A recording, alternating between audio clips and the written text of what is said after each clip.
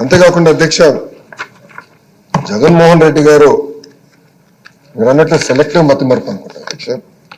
ఎందుకంటే 13 జూన్ 2019 నాడు ఇక్కడనే కూర్చుంటే ఆయన ఒక మాట మాట్లాడారు చంద్రబాబు నాయుడు గారిని ఉద్దేశించి. ఆ రోజు ఆ వీడియో కూడా బాగా వైరల్ అయింది అధ్యక్ష.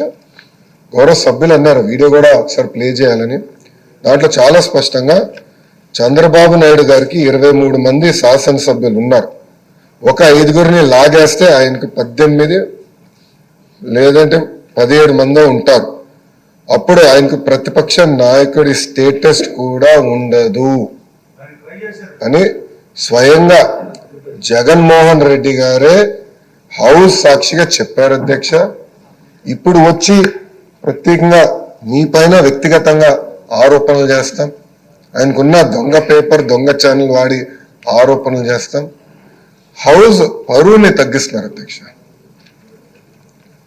అధ్యక్ష ఈరోజు ప్రజలు నిర్ణయిస్తారు ఎవరు ఎక్కడ కూర్చోవాలని.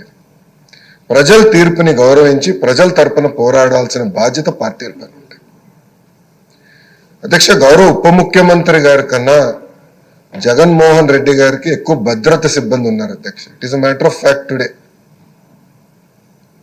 ఎక్కడ కానీ మేము లీడర్ ఆఫ్ అపోజిషన్ కానీ ఎన్ని పరిణామాలు తీసుకోకుండా threat based on that Z+ security ఆయనకి ఇస్తున్నాం.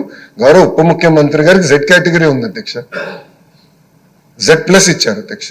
అంటే ప్రభుత్వం చాలా క్లారిటీగా వ్యక్తిగత విభేదాలకు వెళ్ళేదేం కాదు.